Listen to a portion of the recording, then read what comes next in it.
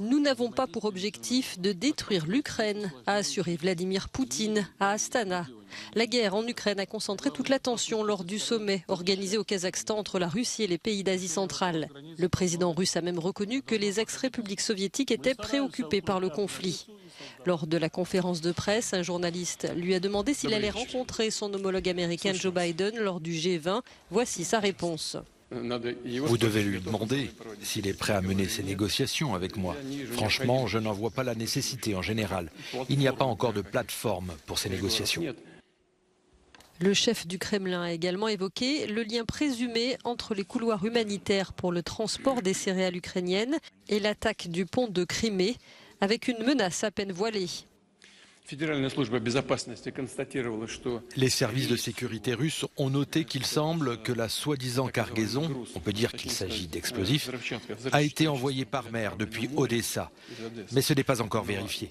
Si cela a été fait avec l'aide de cargos transportant des céréales, s'il s'avère que le couloir humanitaire est utilisé pour commettre ces attaques terroristes, cela remettra évidemment en question l'existence de ce couloir humanitaire. Vladimir Poutine a aussi dit ne pas prévoir dans l'immédiat de nouvelles frappes massives sur l'Ukraine, ni d'élargir la mobilisation qu'il a ordonnée pour faire face au revers de son armée. Deux nouvelles condamnations dans l'affaire de l'assassinat de la journaliste maltaise Daphne Caruana Galizia. Deux frères, George et Alfred De Giorgio, ont plaidé coupables au premier jour de leur procès et ont été condamnés chacun à 40 ans de prison. Ils ont été condamnés pour avoir fabriqué et fait exploser la bombe ayant tué dans sa voiture la journaliste de 53 ans qui dénonçait la corruption endémique dans le petit archipel méditerranéen. L'an dernier, un autre homme, Vincent Muscat, avait été condamné pour l'assassinat à 15 ans de prison. 3 autres personnes doivent encore être jugées dans cette affaire.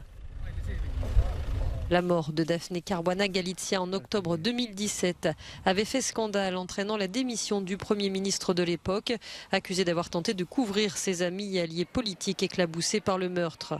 Selon une enquête publique, l'État maltais porte une part de responsabilité dans le meurtre de la journaliste, notamment pour avoir créé un climat d'impunité pour ceux qui voulaient la faire taire.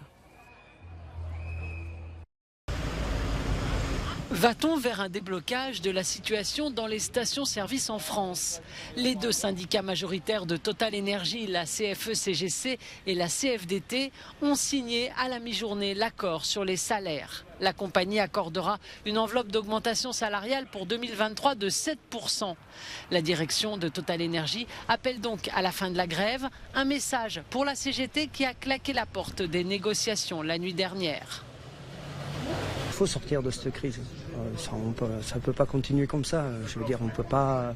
On voit ce qui se passe dans le pays et nous, on ne peut pas rester insensible à ça.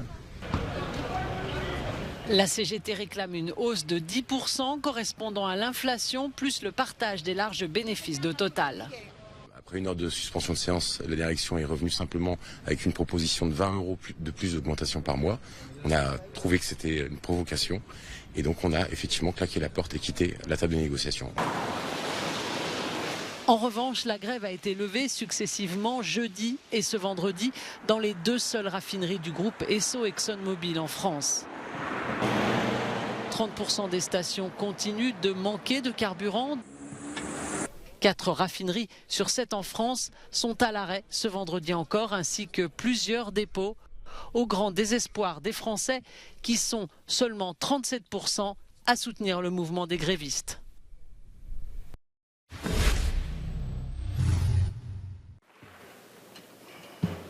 Des nuages noirs s'amoncellent sur l'horizon économique mondial. Les fortes pressions inflationnistes et la guerre en Ukraine annoncent des temps difficiles, a alerté la directrice générale du Fonds monétaire international, Kristalina Georgieva.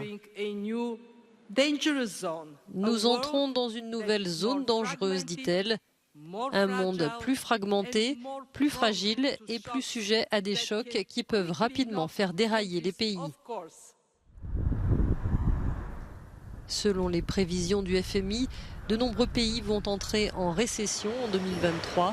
Sur l'ensemble de l'année, les 3 plus grandes économies, États-Unis, Union européenne et Chine, devraient continuer de stagner.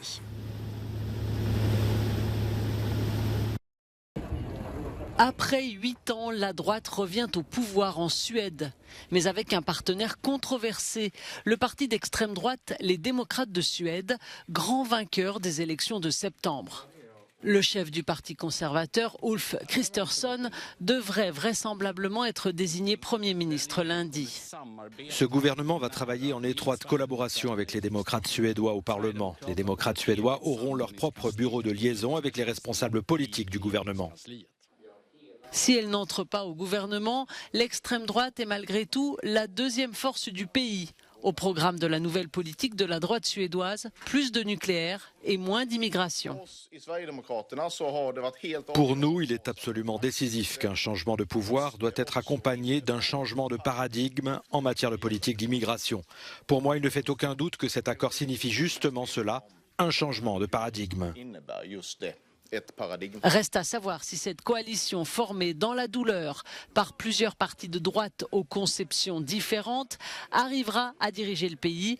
Elle dispose de 176 députés au Parlement face à l'opposition qui en compte 173. Une opposition qui se tient en embuscade, espérant une implosion de la droite. Le spectre de la censure des médias revient en Turquie à l'approche des élections générales de juin 2023. Jeudi soir, le Parlement a adopté une nouvelle loi qui punit jusqu'à 3 ans de prison toute divulgation d'informations fausses et trompeuses.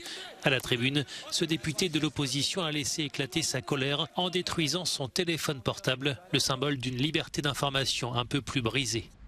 À Bruxelles, la Commission européenne a fait part de sa préoccupation concernant cette loi aux contours extrêmement flous. Nous sommes aussi particulièrement inquiets par la disposition de la loi qui prévoit l'emprisonnement pour le crime de désinformation. Cette loi vise, outre les journaux, radio, télévision, les réseaux sociaux et les sites internet. Les autorités pourront exiger des plateformes l'identité des usagers accusés de propager de fausses informations. Ce texte avait été déposé en mai par les députés de l'AKP, le parti du président Erdogan, qui briguera un nouveau mandat en juin 2023. Un tiers des femmes en moyenne dans l'Union européenne ont été victimes de violences physiques ou sexuelles. L'industrie de la mode est le théâtre de nombreux cas et les anciennes mannequins sont souvent les visages qui se cachent derrière ces données de l'Agence européenne des droits fondamentaux. Les victimes venues de différents pays ont partagé leurs souffrances lors d'une conférence organisée au Parlement européen sur les violences faites aux femmes. Nous ne luttons pas seulement contre les violences sexuelles commises par des prédateurs, parfois liés au crime organisé, mais aussi contre le système judiciaire qui nous empêche d'obtenir justice.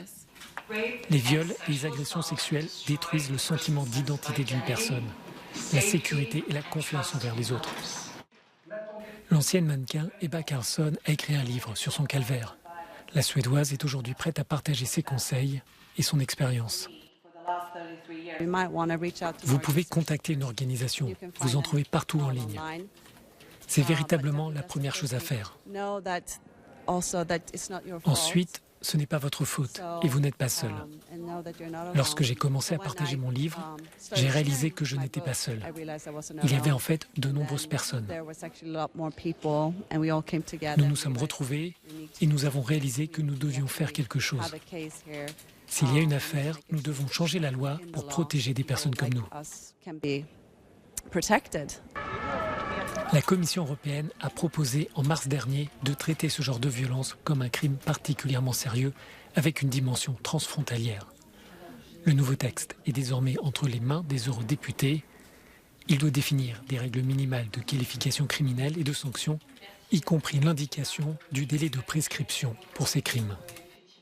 Il est impératif que les procédures et la prise en charge des victimes puissent intervenir rapidement. C'est-à-dire que quand une victime vient déposer plainte, il faut qu'elle soit prise en charge, que le dossier soit tout de suite transmis au procureur de la République et qu'il y ait une réponse pénale adaptée aux faits qu'elle dénonce. On a besoin d'une harmonisation sur le plan d'abord européen, peut-être par la suite international, pour donner du poids à notre législation. La proposition actuelle comprend des mesures de prévention, de protection et de poursuite judiciaire de ces crimes, et notamment concernant le harcèlement sur Internet.